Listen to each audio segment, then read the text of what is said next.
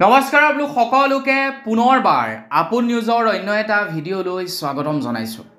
আপোনালোকৰ যদি HDFC বেংকত একাউণ্ট আছে তেন্তে আপোনালোকৰ কাৰণে প্ৰায় 7টাকৈ নতুন নিয়ম সলনি হৈছে। HDFC বেংক হৈছে আমাৰ ভাৰতবৰ্ষৰ ভিতৰতে সৰ্ববৃহৎ ব্যক্তিগত বেংক। তো এই সৰ্ববৃহৎ ব্যক্তিগত বেংকটোৱে আপোনালোকৰ বাবে প্ৰায় 7টাকৈ নতুন নিয়ম সলনি কৰিছে। সেই 7টা নতুন নিয়মনো কি মই আজি আপোনালোকক এই সম্পৰ্কত এই ভিডিঅ'টোত জনাম। তো ভিডিঅ'টো প্ৰথমৰ পৰা শেষলৈকে চাই থাকিব। মই শ্ৰীপাঞ্জিত গগৈ, আপোনালোকে চাই আছে আপোন নিউজ। আহক আৰম্ভ কৰোঁ আজিৰ ভিডিঅ'। আগবাঢ়িছোঁ আজিৰ খবৰটোৰ ফালে আগবঢ়াৰ আগতে লাইক এটা কৰিবলৈ কিন্তু নাপাহৰিব, আৰু চেনেলটো যদি ছাবস্ক্ৰাইব কৰা নাই তেন্তে চেনেলটো ছাবস্ক্ৰাইব কৰি ল'ব। আগবাঢ়িছোঁ প্ৰথমটো সলনি কৰা নতুন নিয়মৰ ফালে। প্ৰথম নিয়মটো হৈছে IMPS যদি আপোনালোকে কৰে তেন্তে IMPSৰ চাৰ্জ অকণমান বৃদ্ধি কৰি দিছে এতিয়া HDFC বেংকে। HDFC বেংকে কৈছে যদি আপোনালোকে 1000 টকালৈকে IMPS কৰে তেনেহ'লে তাত 2 টকা 50 পইচা আৰু জ্যেষ্ঠ নাগৰিকসকলে 2 টকা 25 পইচা টেক্স দিব লাগিব বুলি জনাইছে। কিন্তু আপোনালোকে যদি 1 লাখ টকাৰ বিনিময় কৰে তেনেহ'লে নৰ্মেল মানুহসকলে 5 টকা আৰু জ্যেষ্ঠ নাগৰিকসকলে 4 টকা 50 পইচা ভৰিব লাগিব বুলি জনাইছে। 1 লাখ টকাৰ ওপৰত যদি IMPS কৰে তেনেহ'লে নৰ্মেল মানুহসকলে মানে 60 বছৰৰ তলৰ মানুহসকলে 15 টকাৰ চাৰ্জেছ আৰু জ্যেষ্ঠ নাগৰিকসকলে 13 টকা 50 পইচা চাৰ্জেছ ভৰিব লাগিব IMPS কৰা ক্ষেত্ৰত। মানে আপুনি যদি একেলগতে ঢেৰ পইচা পঠাব বিচাৰে UPI কৰিব নোৱাৰে। UPIত কিমান যাব? 1 লাখ টকালৈকেহে যাব। বেছিকৈ পঠাবলৈ হ'লে আপোনালোকে IMPS কৰিব লাগিব, আৰু সেই IMPS কৰিবলৈ যাওঁতে এতিয়া চাৰ্জেছ ভৰিব লাগিব। বাপেকে আগবাঢ়িছোঁ ইয়াৰ পাছৰটো সলনি হ'ব লগা নিয়মৰ ফালে। ইয়াৰ পাছৰ নিয়মটো ওলাইছে নেশ্যনেল ইলেক্ট্ৰনিক ফাণ্ড ট্ৰান্সফাৰৰ ওপৰত।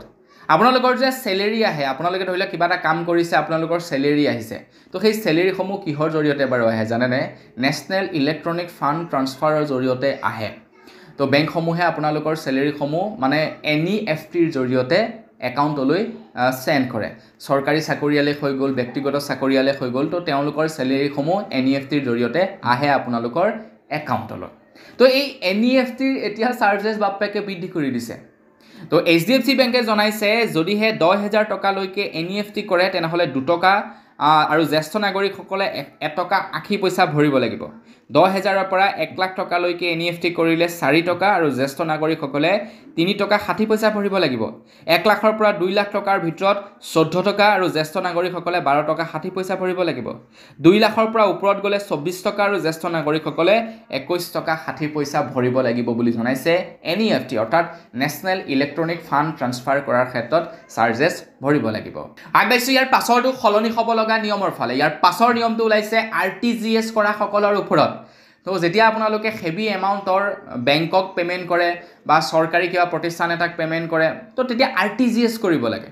তো RTGS কৰাৰ ক্ষেত্ৰতো নিয়ম সলনি কৰি দিছে। আগতে 2 লাখ টকাৰ ওপৰত লেনদেন কৰিলে 15 টকা আৰু জ্যেষ্ঠ নাগৰিকসকলে 13 টকা 50 পইচা আপোনালোকে চাৰ্জেছ ভৰিব লগা হৈছিলে। কিন্তু এতিয়া 2 লাখৰ পৰা 5 লাখ টকালৈকে 20 টকা আৰু জ্যেষ্ঠ নাগৰিকসকলে 18 টকা চাৰ্জেছ ভৰিব লাগিব। 5 লাখৰ পৰা ওপৰত আপোনালোকে লেনদেন কৰিলে 45 টকা আৰু জ্যেষ্ঠ নাগৰিকসকলে 40 টকাৰ চাৰ্জেছ ভৰিব লাগিব বুলি জনাইছে। মানে HDFC বেংকে তেওঁলোক যিহেতু ভাৰতৰ সৰ্ববৃহৎ প্ৰাইভেট বেংক, তো তেওঁলোকে সেই হিচাপত তেওঁলোকৰ চাৰ্জেছবিলাক বৃদ্ধি কৰি দিছে। আগবাঢ়িছোঁ ইয়াৰ পাছৰটো সলনি হ'ব লগা নিয়মৰ ফালে। চেক বাউন্স চাৰ্জ এতিয়া বৃদ্ধি কৰি দিছে। আপুনি যেনিবা কোনো এজন ব্যক্তিক এখন চেক দিছিলে যে আপুনি মোৰ একাউণ্টৰ পৰা এই টকা 1000 উলিয়াই ল'ব, তো তেখেতে যেনিবা চেকখন গৈ জমা কৰি দিলে, আপোনাৰ একাউণ্টত পইচা নাছিলে যেনিবা সেই সময়ত 1000 টকা এটা, তেতিয়া বেংকে কি কৰে? চেক বাউন্স চাৰ্জেছ লগাই দিয়ে। আগতে চেক বাউন্স চাৰ্জ আছিলে 500 টকা প্ৰত্যেক বেংকৰে, কিন্তু এতিয়া HDFC বেংকে চেক বাউন্স চাৰ্জ 550 টকা কৰি দিছে আৰু জ্যেষ্ঠ নাগৰিকসকলৰ বাবে 500 টকা ৰাখি থৈছে।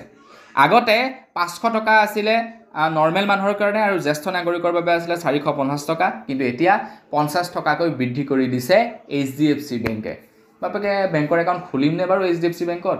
আগবাঢ়িছোঁ ইয়াৰ পাছৰটো সলনি হ'ব লগা নিয়মৰ ফালে। ইয়াৰ পাছৰ নিয়মটো ওলাইছে ECS আৰু SCSৰ চাৰ্জৰ ওপৰত।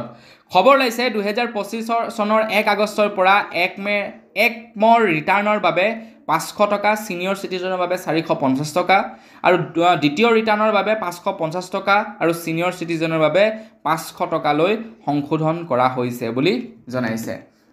SCS ECS চাৰ্জেছ এইটো মই বুজি পোৱা নাই এক্সেক্টলি হয় কি, এইটো চাগে এইটো হ'ব পাৰে অটো পে সিস্টেম কিবা কিবি কৰে যে তেনেধৰণৰ কিবা হ'ব পাৰে, এক্সেক্টলি নাজানো, আপুনি যদি জানে কমেণ্ট ছেকশ্যনত জনাব। কিন্তু SCS আৰু ECSৰো হেনো দাম বৃদ্ধি কৰি দিছে বোলে। আগবাইছোঁ ইয়াৰ পাছৰটো সলনি হ'ব লগা নিয়মৰ ফালে। ইয়াৰ পাছৰ নিয়মটো ওলাইছে বেলেঞ্চ চাৰ্টিফিকেটৰ নিয়ম চেঞ্জ কৰি দিছে।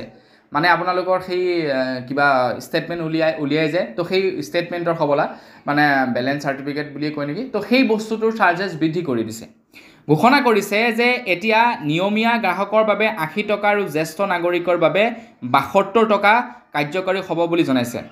প্ৰতি দৃষ্টান্তৰ পৰা কাৰ্যকাৰী হোৱাকৈ এই সকলোবোৰ সেৱাৰ বাবে নিয়মীয়া গ্ৰাহকৰ বাবে 100 টকা, মানে আগতে আছিল 80 টকা, এতিয়া 100 টকা কৰিছে আৰু লগতে জ্যেষ্ঠ নাগৰিকৰ বাবে 90 টকা কৰি দিছে। বাপেক HDFC বেংকত একাউণ্ট যাৰ আছে সি চাৰ্জেছেই ভৰিয়ে থাক। আগবাইছোঁ একেবাৰে শেষৰটো সলনি হ'ব লগা নিয়মৰ ফালে। আপোনালোকে নগদ ধনৰ লেনদেনৰ ক্ষেত্ৰত এতিয়া চাৰ্জেছ বৃদ্ধি কৰি দিছে। আপুনিয়ে জমা কৰক, থাৰ্ড পাৰ্টি কোনোবাই আপোনাৰ একাউণ্টত নগদ ধন জমা নকৰক কিয়, এতিয়া 150 টকালৈকে আপোনালোকে চাৰ্জেছ ভৰিব লাগিব বুলি জনাইছে। নগদ ধনৰ লেনদেন কৰিলে মানে ডাইৰেক্ট বেংকত গৈ একাউণ্টত ধন জমা কৰিলে, কোনোবাই আপোনাৰ একাউণ্টত ধন জমা কৰি দিলে, তো এনেকুৱা ক্ষেত্ৰত 150 টকালৈকে আপোনালোকে চাৰ্জেছ ভৰিব লাগিব। তো HDFC বেংকে এইসমূহ নিয়ম, এই 7টা নিয়ম সলনি কৰিছে সকলোৰে বাবে। তো ভাবিলোঁ আপোনালোকক জনাই দিওঁ। জানি কেনে পালে কমেণ্ট ছেকশ্যনত জনাব। যদি ভাল লাগিলে লাইক এটা কৰিব, চেনেল যদি ছাবস্ক্ৰাইব কৰা নাই ছাবস্ক্ৰাইবটো কৰি ল'ব। পুনৰ টাইপটো লগ কৰাৰ সাজলৈ বিদায় মাগিছোঁ। ধন্যবাদ। জয় অসম।